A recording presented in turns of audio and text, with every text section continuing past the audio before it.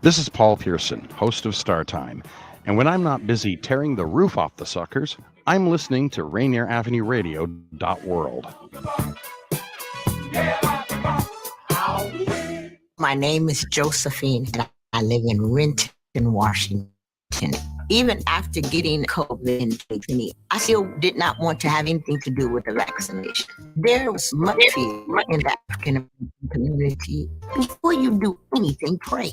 And make sure that you're praying to get the answer and not praying to get your answer. Be considered asking yourself why you are hesitant about getting it. To learn more, please visit weconsiderwa.org. Kind of nonsense conversation we're having here. The Neon Ghost Show. The Neon Ghost Show.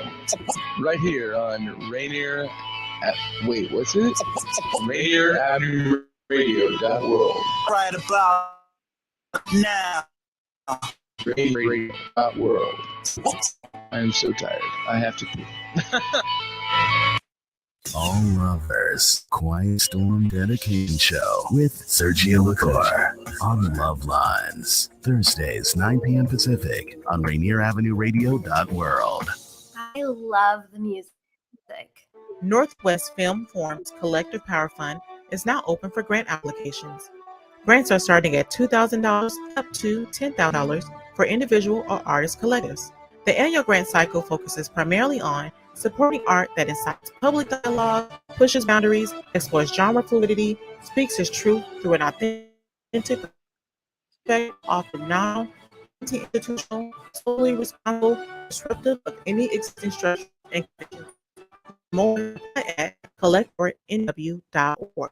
You know you can't get enough of Rainier Avenue Radio.world. Can't get enough of that. Can't get enough of that. You're listening to Heartbeat Radio. I'm your host, Cindi Bright. Heartbeat Radio is a conversation aimed to take the pulse of corporate America. Opportunities for people of color, we're getting lost in the shuffle of change. I'm that provocateur of change. The hearts of corporate America are at rest. Access and opportunities will be accelerated for all people.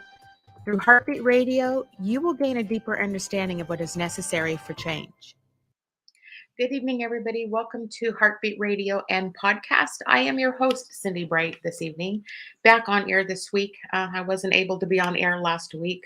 When you hear the conversation tonight, you'll know why. Let me just start off the show by first recognizing and saying Happy Pride Month to all of those who celebrate in our LGBTQ community. Let me also say that the reason why I couldn't come on air last week is because I just couldn't. After what was going on last week with the mass shootings in the school, it had just taken a toll on me. And as we are live now, there is another shooting in Tulsa.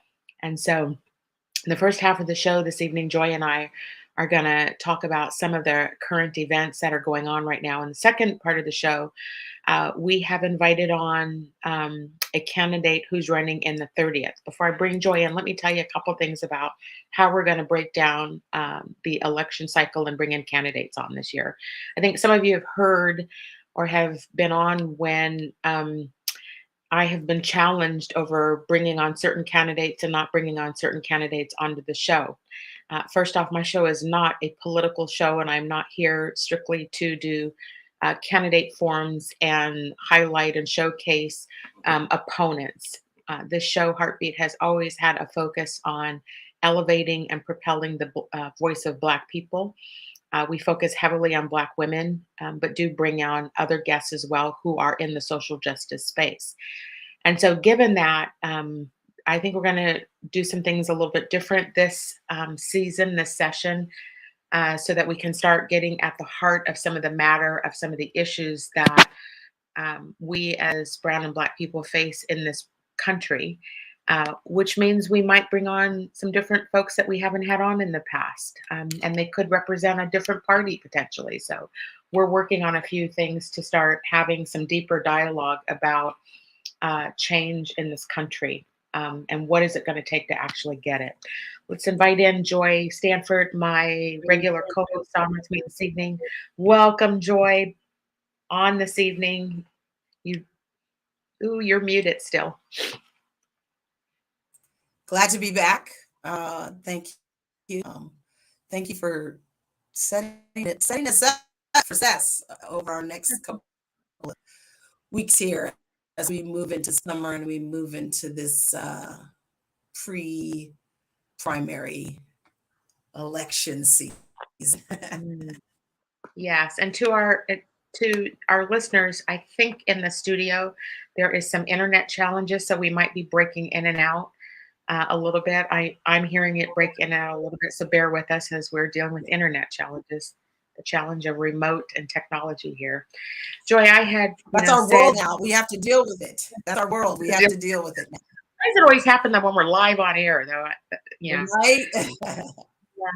I know last week you were a little surprised when I texted you and said I'm canceling the show tonight, and you were like, "Is everything okay?" And I was like, "No, everything is not okay."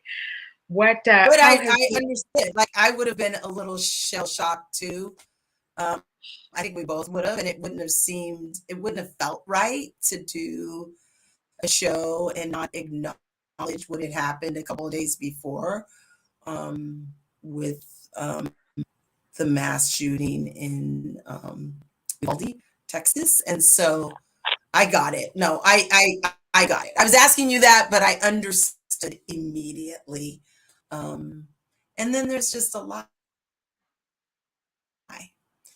World. Well, there's just a lot happening. So there was, and I also have, I think most people know I teach, and my classes that I teach are on Thursday nights. And so I had a very emotional class on Thursday evening because all of my class, the students, I mean, this was the epitome of what was going on in the country, which is the shooting in classrooms. And it was very humbling and very, I can't even put into words what that class was like.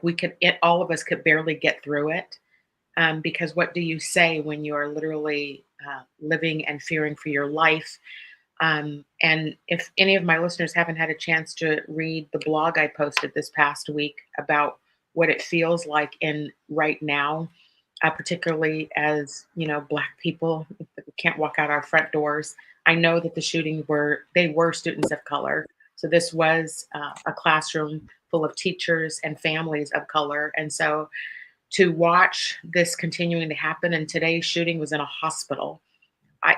Yes. I'm just, and then I saw. What world are we living in? What world are we living in where you can't go to school?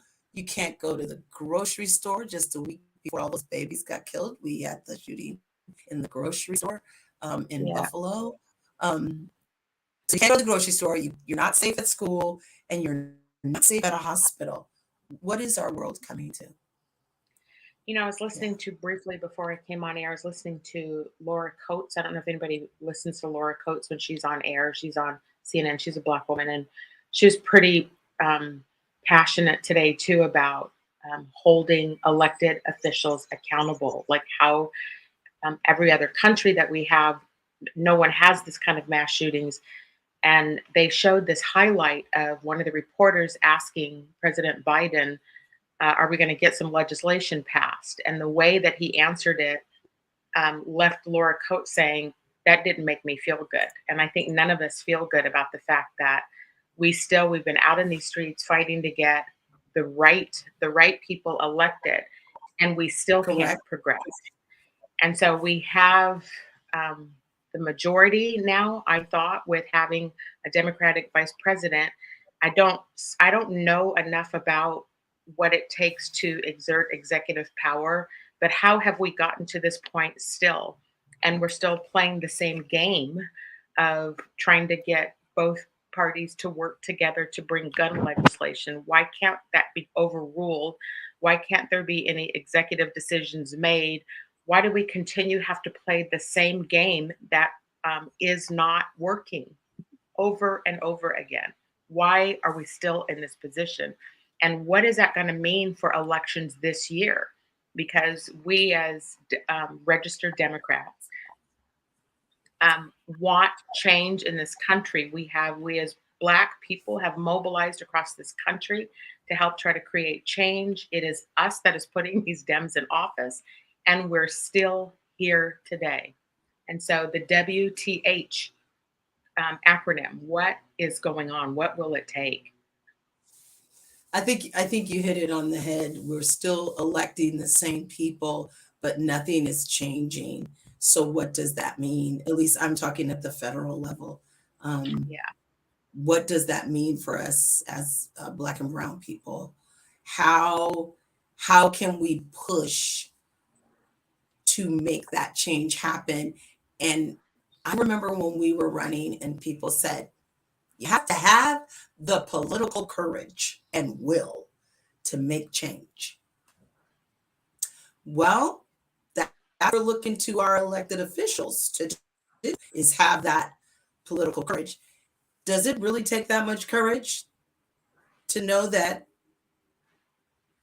we need stronger gun legislation? And this is from a gun owner.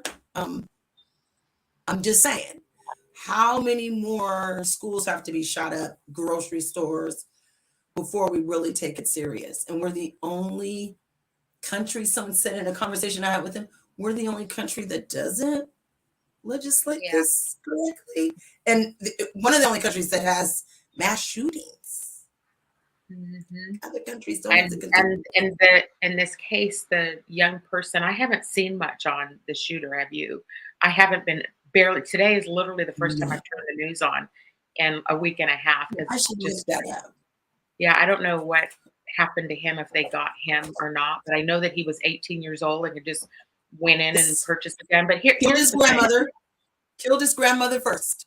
And I had a principal, a friend of mine who's a principal. You know what she said? What happened to that young man? That's a good educator, number one. Number two, she's asking the right question, because he obviously did what he needed within the system so that he wouldn't do this.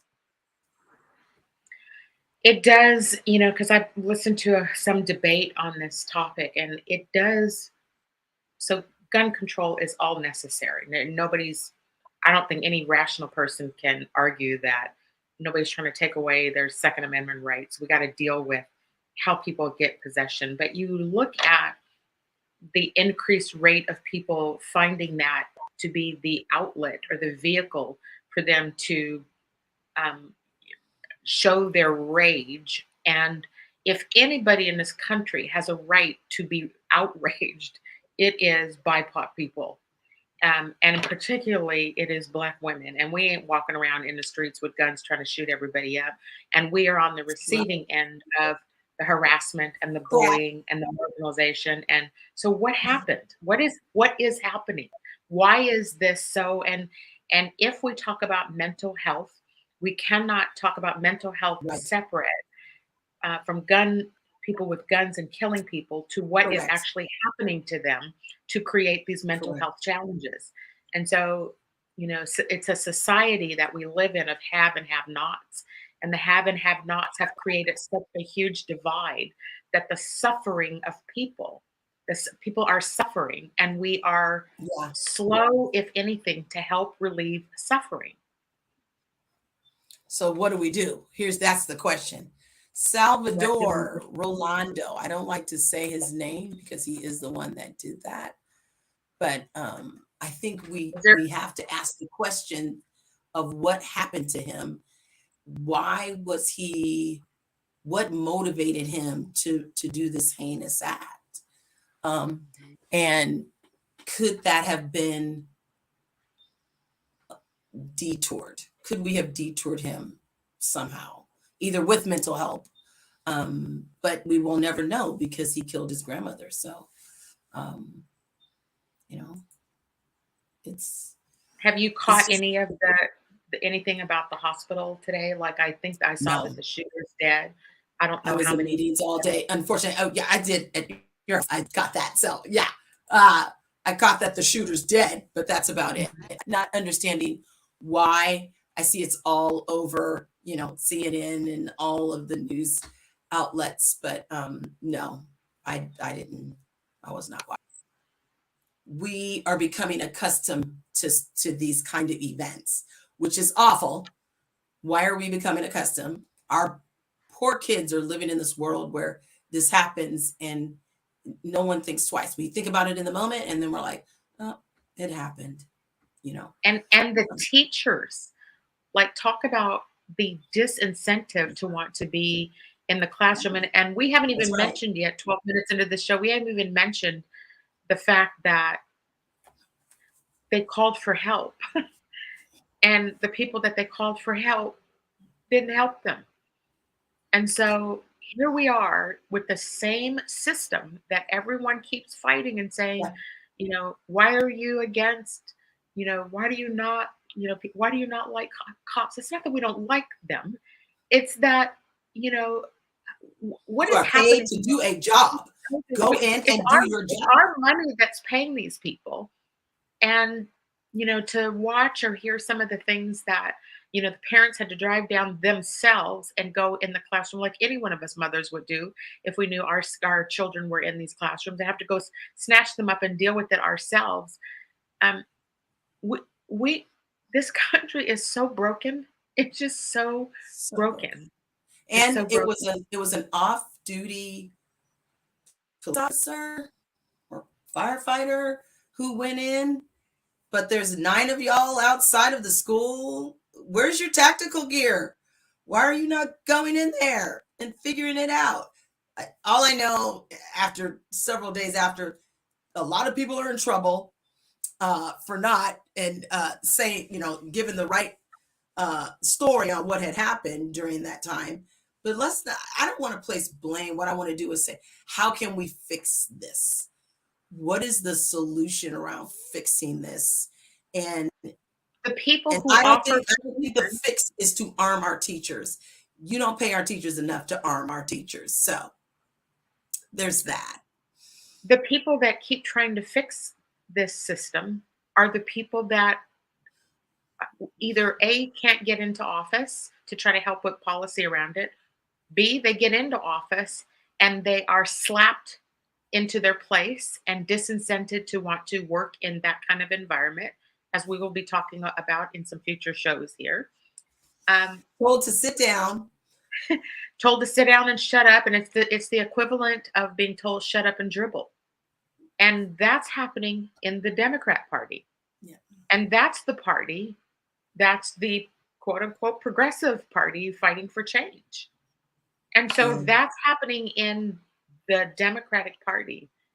And the only way you can be elected, I mean, you know, Joy, I'm turning 58 next month. I'll still be eligible to run in 25 years and probably have a good shot of getting, because that seems to be the only way that you can get in office is to be 80 freaking years old.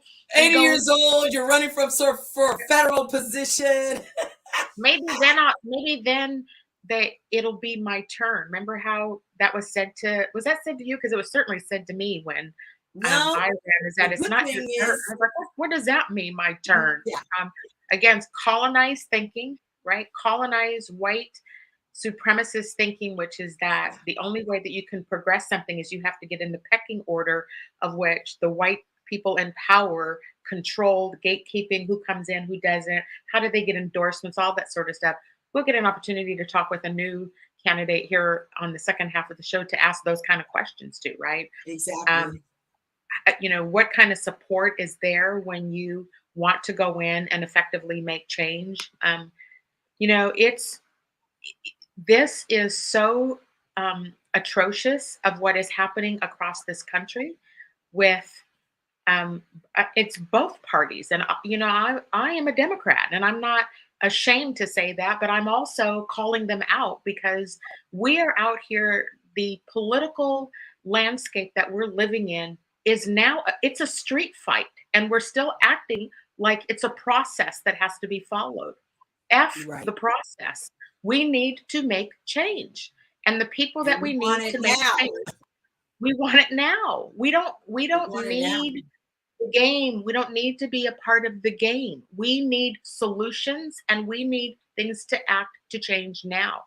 And so, you know, Joy and I were talking earlier. I don't want to I need to nail some things down before I announce it to the public. But we are going to have some interesting conversations coming up from atypical, normal people coming onto the show, because we're going to put some reality checks into what is happening into Black America and why Black people are leaving the Democratic Party and going to the other side now. And what is that going to mean for change in this country? What is it going to mean? Is it going to effectively help bring about change? And will that help progress some of these issues that we've all been in the streets talking and fighting for? I think we need to address this like the civil rights movement, where you don't take no. You keep pushing until you get what you came for. And so I think we're just at this moment where education, homelessness, housing, gun control, police accountability, all of those things to me have come to a head. So if they've come to a head, now what is the answer? What is the solution? And we're going to keep pushing until we get to that common ground solution. What's going to happen? What's going to happen, Joy? Hi, Bonnie. We love you too. Thank you for being on this week again with us. And there's Juanita. Hi, Juanita. What's going to happen is the public is going to take things into their own hands. And that's what I'm afraid of. Because it's already happening. It's happening, right? It happened down here in Tacoma this weekend. Some guy shot at a guy, so they went looking for a stolen car or something. And I'm like, what they don't understand, and what they don't understand is when they sit back and start trying to, holier than thou politics, what they don't understand is that they're creating it.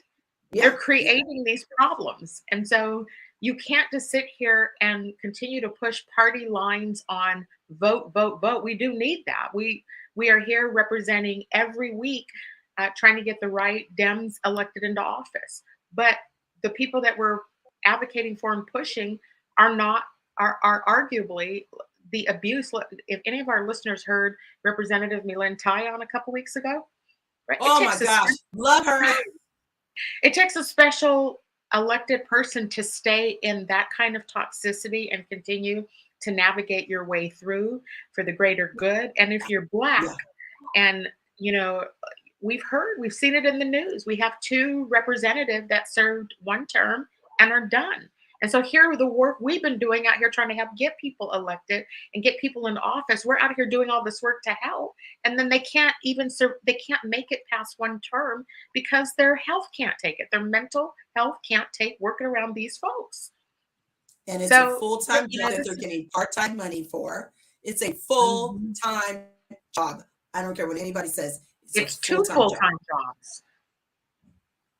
I mean, they work 24 hours, 20 hours a day. And especially during session. Yes, it's an awful setup. And the people who step up to try to do that, like, how are we going to encourage other people? And look, people have lost hope with just watching back in Washington, D.C. when you see, look, this is an unpopular opinion, but I have not been a Nancy Pelosi fan. And I think that, I think she does a fine job. I know people react to it, but you want to know what I reacted to about her?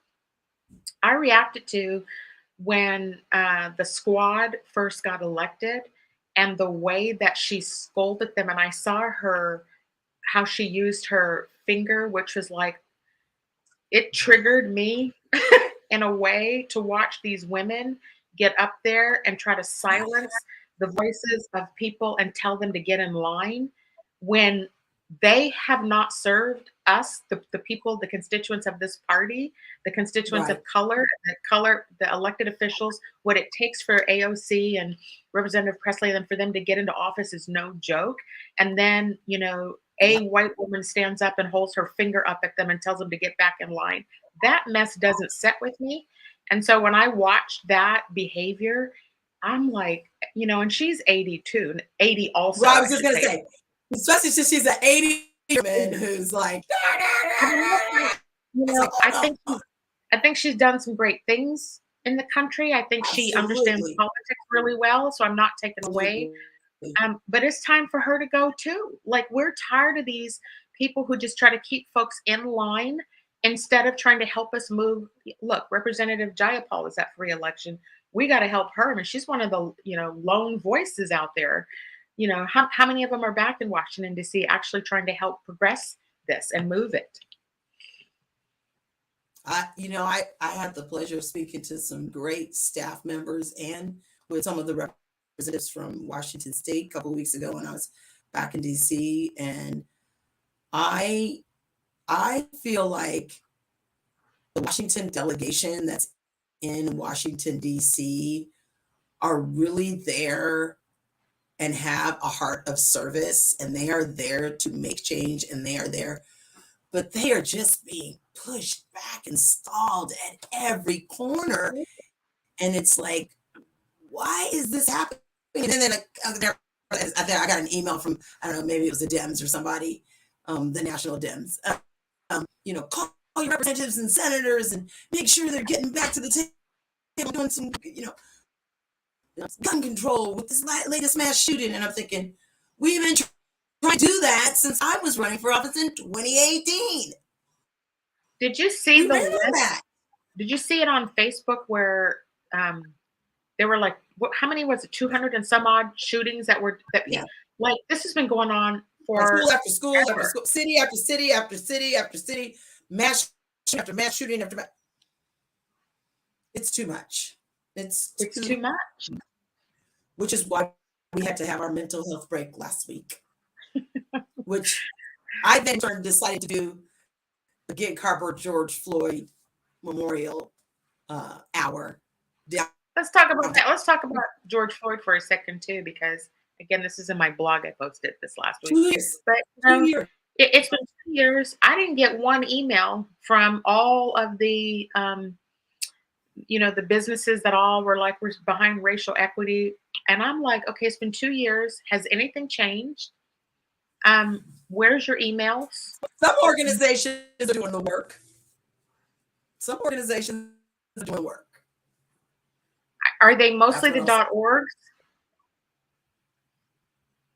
I would say they're mostly the nonprofits. Correct. That's the .orgs. Because they don't have a whole lot of money. And most .orgs are service. They're not for profit. They're serving people. So those for profit, profit. So yeah. So no, I don't think we've progressed. I think now we have this of the police can't do their job because said laws have been brought up and brought into legislation, and they can't do their jobs now. Really? Is that why they can't do jobs? Really? Oh, okay. Let's bring that comment back up, producer Daniel. Bring that comment back up about mental health. Here we go. Mental health. What America isn't mentioning is that it's usually not BIPOC kids committing mass shootings. Colonialism is really broken. This is truth, Juanita. This is truth, right? Yes, it is usually not the case. It's usually white kids that are coming in armed. I don't know. I haven't seen the photo of this last one. It sounds like a Hispanic last name. I'm crushed to see it. I'm crushed to see all of it, right? That young people feel that they have to go get guns to deal with it. And so to deal with whatever. A couple days after his 18th birthday, he bought the gun. Because in Texas, they lowered the age. Has anybody seen the picture? I meant to send it to the producer today. I meant to look for it. There's a picture, if he can find it really quick, because we're going to have to take commercial here in a couple minutes. There's a picture of a woman. It might be even Ruby Bridges, where her walking into school, and it's got all these women screaming at her from behind as she's walking in. And the meme is something about, that Black women are constantly, having to deal with that kind of bullying and all that, but we're not out here shooting up in the streets either. And so I'm not trying to dismiss or marginalize mental health and what people go through. It's just interesting how some of us, manage it, I guess is the word. I don't know. Yeah. Or No, and we go around others. screwing up people. Yes. Anyhow, look, we're going to take a quick station identification. We should have Reverend Carey Anderson on with us in the second half. I will see if he has signed in yet, but we're going to take a 3-minute break and we'll be right back.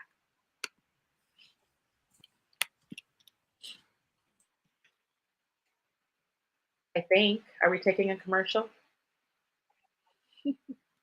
Half that up in Saks, I favor black businesses. Assuming I'm rooting for everybody that's black. Yeah. Yeah. Assuming I'm rooting for everybody that's black. Yo.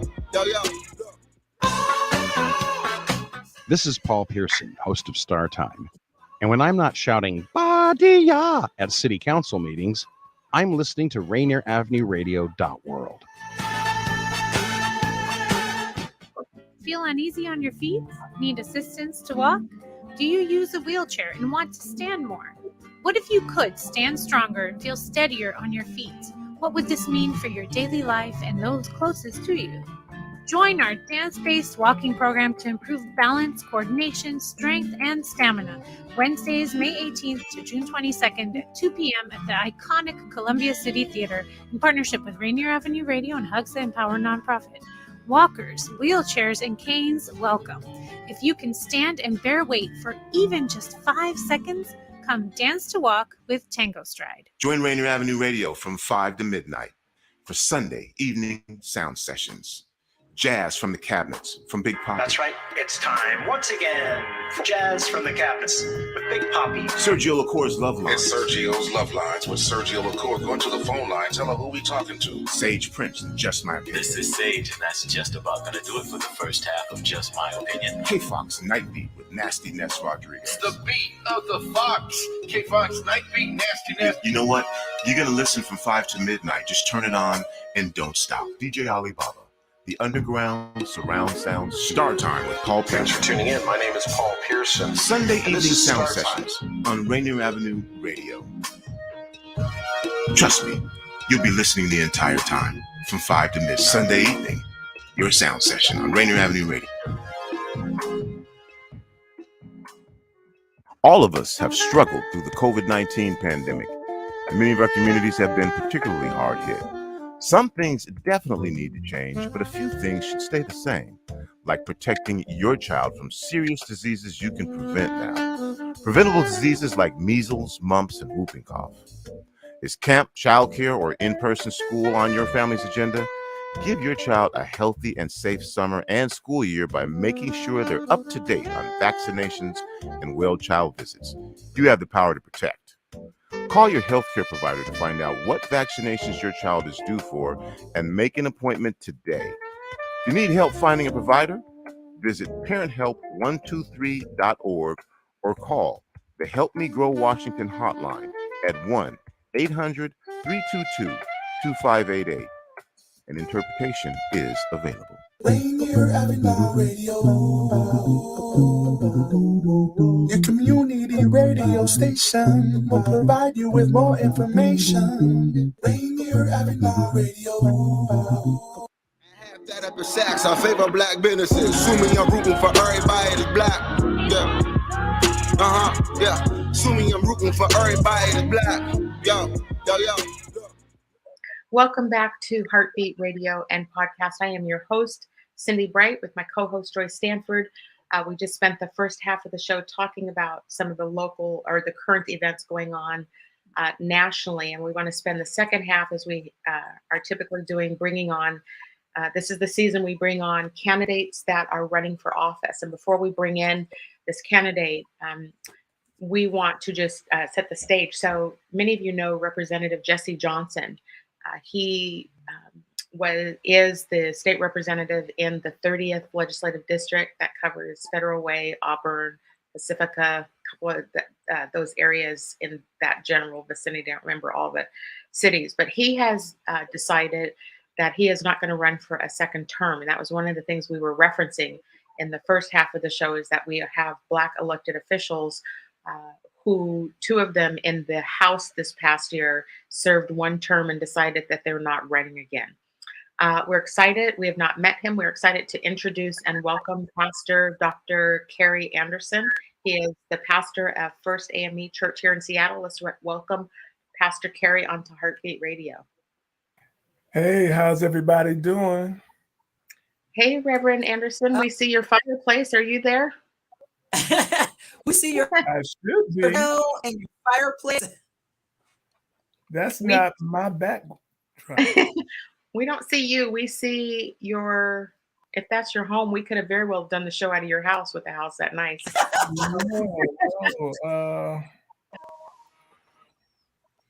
Let me, that's not my background. Okay. So well, we can hear you, so that's fine. We can hear you. So if you want to do it on audio, we can do that. We'd love for the community to see if you can figure out how to get on camera. But we don't want to waste your time either. I know you stepped out of another meeting to come onto the show this evening. So well, I couldn't miss you. I couldn't miss the two of you for this wonderful show. Well, we'd love to hear. Give me a minute and walk me through how to change the background so we can all chop it up together. I don't know because I don't use one. Joy, do you know how to do that? So what I would say is, can you click on your video? Yeah, and then it just disappears. Okay, so you have a background on your computer, and because I don't know your computer. This is not a background that I use. Well, it's on the computer that you were on. Yeah, yeah. My goodness. Well, let's just, we don't want to waste your time. So yeah, we just, if you can figure it out, do you have a teenager in the house who can come over to the computer? That's what I have to do. I have to call my oldest grand is 22. And then next is 13, but he's in California. He lives in California. Reverend Carey, we do not care. We can hear your lovely voice. We just want to talk to you. Let's do it. Let's do it. Right.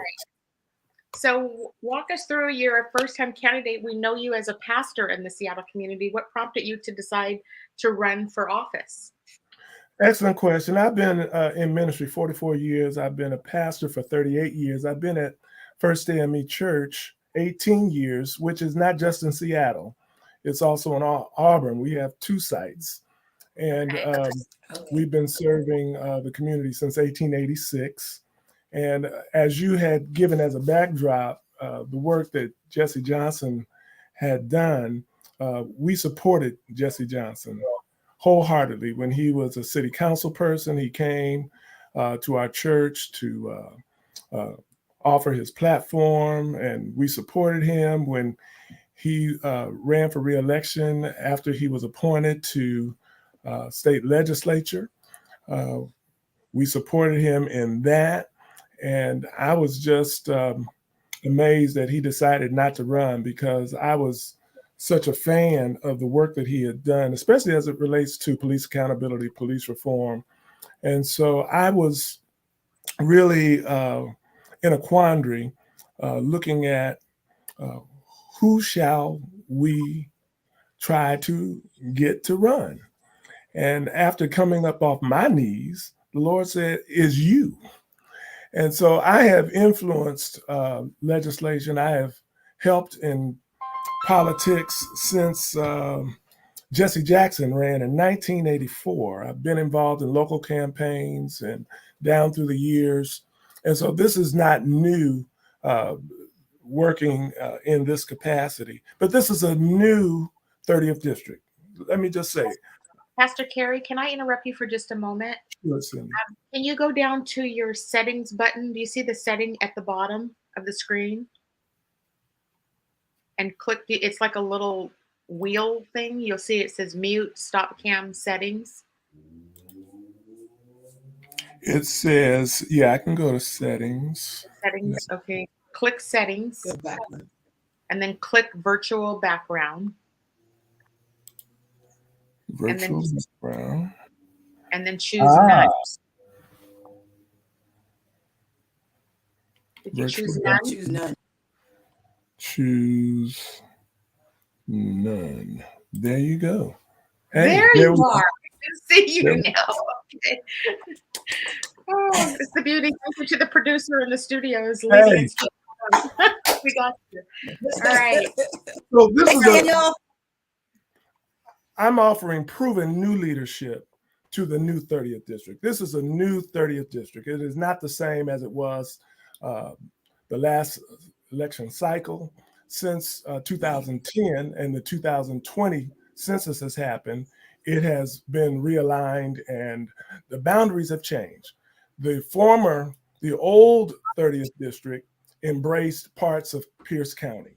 And so since the 2020 census, Pierce County is no longer a part of the 30th.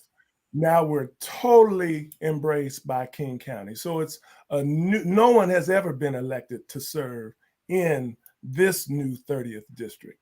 And so the work that I've done in terms of not just being a public school teacher, K through 12 for a number of years, 6 years in the classroom, 17 years as a licensed teacher. I'm the only candidate that's done that. I'm the only candidate who has championed $400 million of state funding for immediate reinvestment into our community that will off in July of this year. I'm the only candidate who has, during the pandemic, has been offering COVID testing and boostering. We have our next session, June the 7th. We've boosted well over 5,000 people, fed over 13,000 during this piece called COVID. And I'm the only candidate that provides jobs through affordable housing, through my church-based nonprofit housing organizations. Matter of fact, January of this year, we just broke ground, our famed Equity Alliance of Washington, Western Washington, on a 119-unit, $35 million project. These are the things that I'm bringing to the table. I've raised more money in this election cycle than any other candidate, starting from zero. And so I bring a wealth of experience, a wealth of grassroots organization, mobilization. I'm the only candidate, for example, that during the George Floyd murder and the unrest here in this city was able to build bridges between the police force and the protesters at CHOP, which is just 2 blocks away from our Seattle site, and the mayor of Seattle and her command staff. So I brought us all together at First AME, no cameras, so we didn't have to worry about background scenes and things like that. No cameras, no news media outlets. We sat down and hammered out solutions. And so I'm able to bring and bridge those gaps. And I want to do that as the voice in Olympia for the 30th district. And which party ticket are you running on? Lord have mercy. You cut me, I bleed blue. I am a Democrat. Just asking because I love it. We do our homework on these candidates. And so it just wasn't clear. We were just looking at your website. So we're like, okay, we're just going to listen to what your platform is that you're running on. And so we just wanted to ask that just so that we understand. And so have you been in contact with the Democratic Party? Have you talked to them about your candidacy? And do you have support from them or what's the status of that? Excellent question, Cindi. First of all, I'm a proud member of the 30th Legislative District. I'm a former PCO in the 30th Legislative District. I've been endorsed by the largest teaching organization in the state of Washington, that being the Washington Education Association. I've also been endorsed by the Retired Public Employees Council. And so I'm looking forward to even more. We've got endorsements from the Proactive Persistent People for Progress as well. And then in terms of personalities, the former mayor of Seattle, Jenny Durkin, has endorsed this candidate, the former chief of police. And mind you, Seattle is the largest city in the state of Washington. Carmen Bess has endorsed this candidate. And also I have the endorsement of Mayor Nancy Backus from the city of Auburn. And also those of you that are still into hip hop and rap, We know him as Anthony Ray. You should know him as Sir Mix-a-Lot. And so his mother was a proud member of First AME Church, and we buried her some years ago.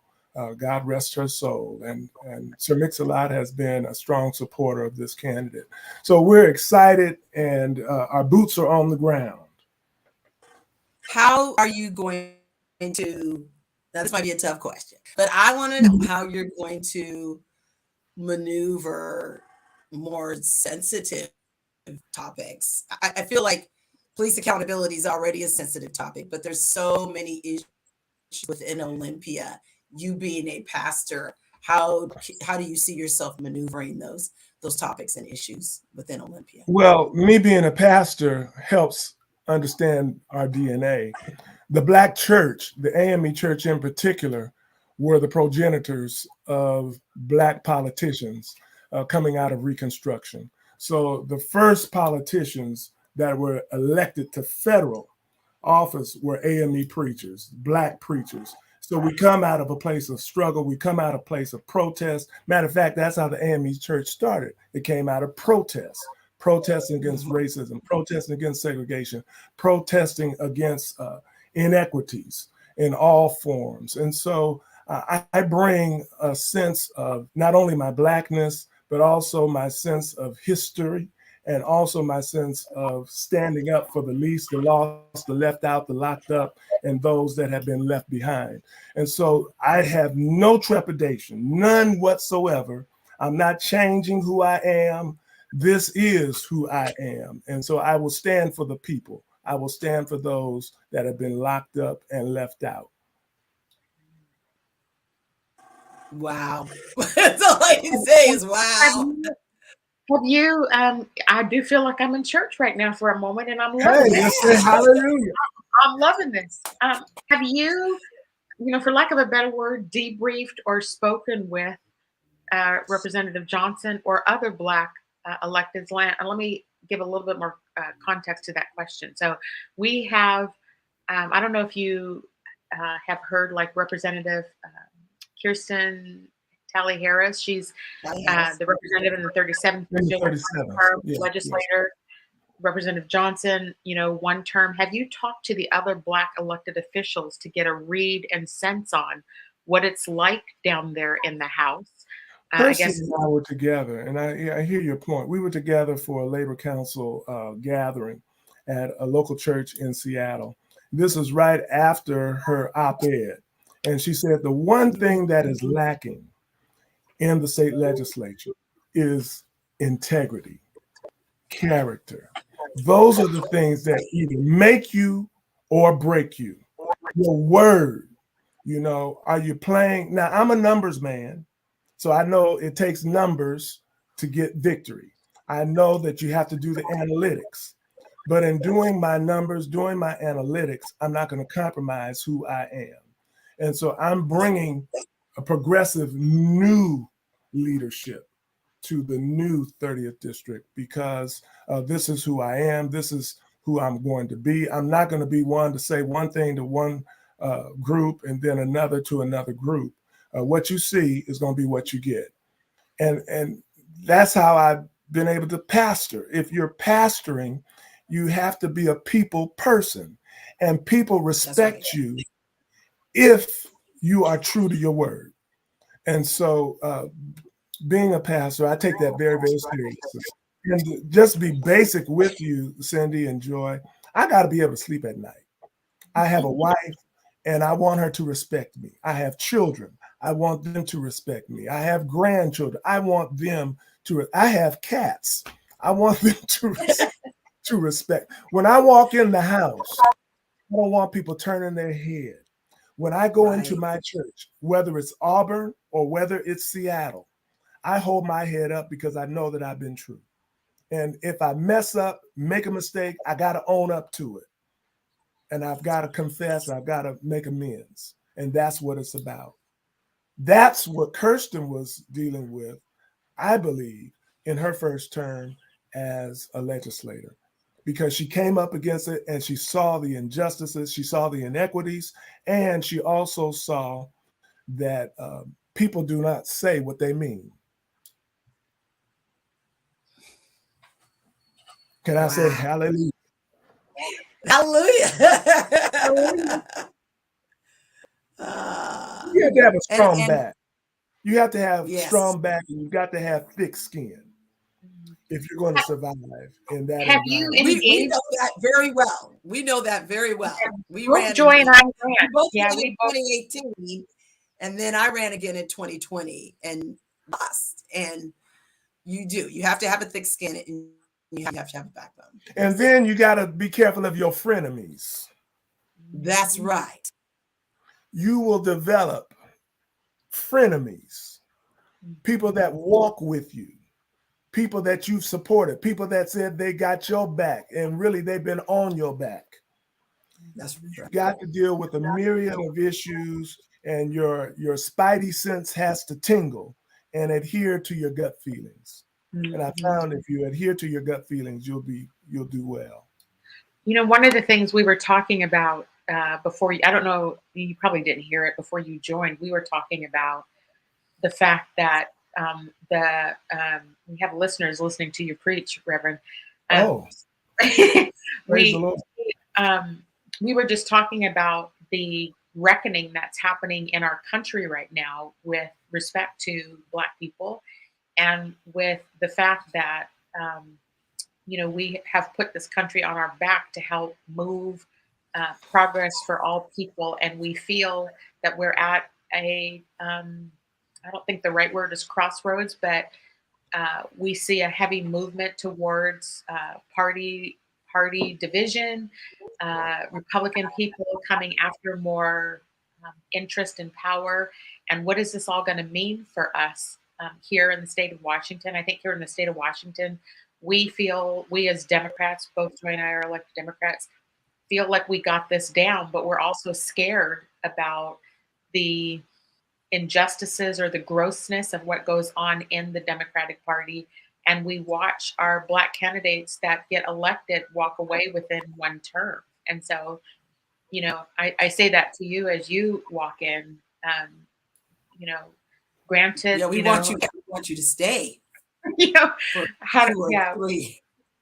Yes, I'm not 2 or 3 cycles. I'm not in it for me. I'm in it for the people that I intend to serve.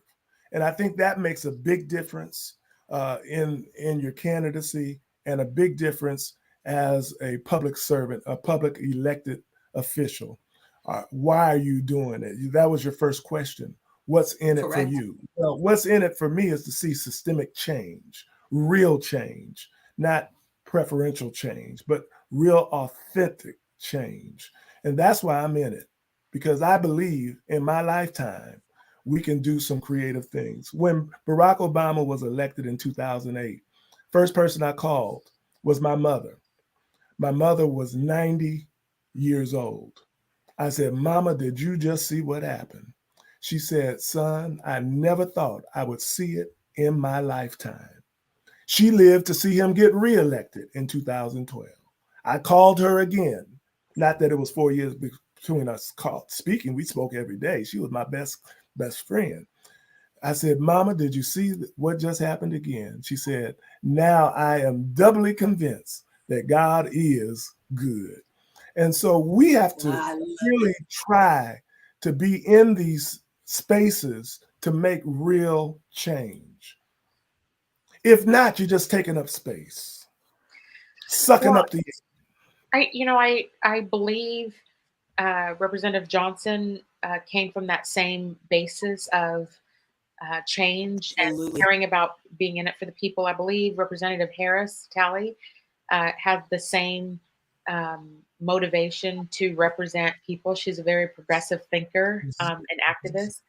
I'm reading into some things. I read the article about her in the paper. What had her walk away is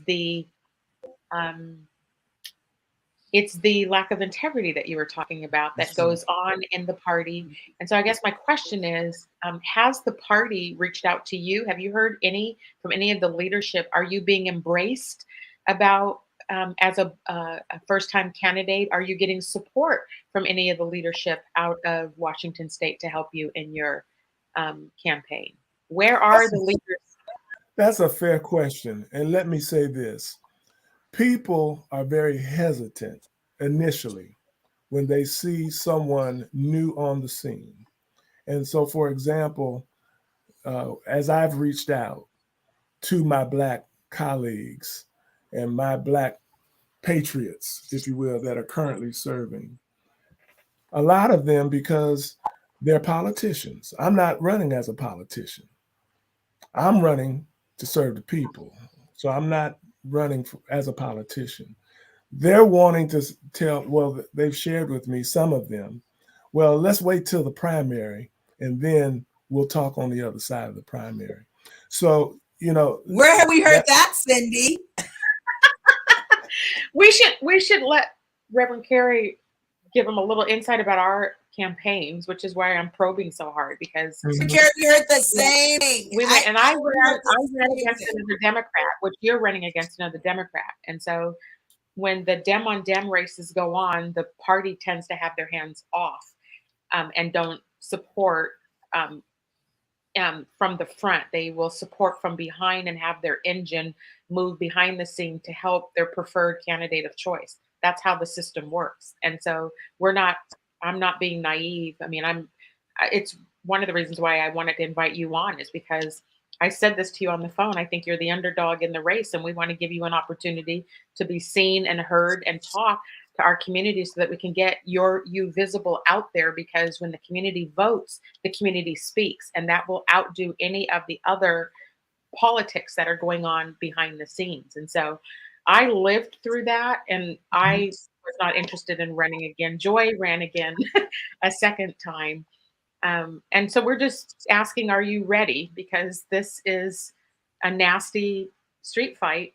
And that's why we wanted to talk with you. Well, that's a wonderful assessment. Now, you have to understand, I'm not 21 anymore. I've been in a few street fights in my life, and I'm still here. And you can ask some of those that were in it with me, they're not here anymore. I'll just say it like that. They ain't here anymore. So, what you have to do, and I'm speaking to myself, you have to out-politic the politics. And so what do? You out-canvass. What do? You out-doorbell. What do? You out-walk. What do? You out-sign them. You out-wave them. You do everything more so. They canvass on weekends. You do it every day. You get your teams lined up morning, noon, afternoon, evening, and you get your folk out there.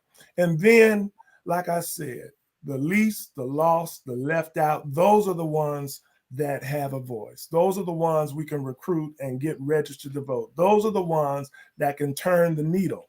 Those are the ones that you don't see below the waterline that can come up and make the real difference. And so this is what we're about. This is what we're doing. And so I'm not after the okie doke. I'm not after those that have been in the party a long time. That's not my crowd. That's not my crew. That's not my posse. No, I'm going after new voters. I'm going after those that feel there's nothing to vote for, that they have no reason to even register to vote. It's not a presidential election. I'll vote on the presidential election. But no, there's so many local things and state things that we've got to play a role in. So Joy and Cindi, throw your hat back in when God says it's time.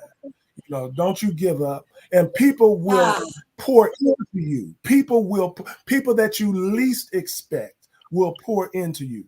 I've got skin in the game. I put my first $25,000 in my own campaign. You got to put your own self in it, feet first, and put your resources in it, and allow God to do what God's going to do. Because money cannot outdo favor. Politics cannot outdo favor. I'm walking in favor in the name of Jesus. You just started my sermon for this Sunday. God bless you. So the money. I want to amplify that, and we've only got a minute left here on the show. Has the time gone so fast? Yes, this is what happens. This is what happens. But I want to say this to you, Reverend Carey. Look, I said this to one of my girlfriends earlier today, that I was telling her about how it was difficult for me to see some of the memes that were going around about, they were scratching out thoughts and prayers and saying policy and change. I was telling my girlfriends how, Black community, we are rooted in faith. And so it is God that will work through us and help us to move these mountains forward. And so while I don't think we should eliminate thoughts and prayers, because those of us who have had the experience of faith and understand the power of prayer can be answered in a way that we don't least expect. And you just might be that answer to some of these problems. So we just want, I love the whole comment. Money cannot outdo politics. Money cannot outdo politics. And cannot outdo faith either. So look, we're a little over, but I want to give you a moment to close. We were looking for your website. We don't know how to direct people to donate to your campaign. ElectPastorCarey.com. ElectPastorCarey.com. I found it. That's it. Okay, got it. Well, look, we thank you wholeheartedly for coming on and are grateful that we have a platform to offer people that are to help people see you and hear you. And obviously we had a lot of people watching the show today. So let me give a shout out to my son. Shamari Jones. I love that. Shamari's been on the show. He does some amazing stuff. And, yes, he does. I love him dearly, and his mother loves him dearly. And so we just give a big shout out. And so I'm so glad that we had this time together. God bless. God bless. God bless you too, Reverend. Thank you for coming on. Bless you, and to our audience, thank you for joining us today, and we will see you all next week. Half that up in Saks. I favor Black businesses. Assuming I'm rooting for everybody that's Black. Yeah. Yeah. Assuming I'm rooting for everybody that's Black. Yo.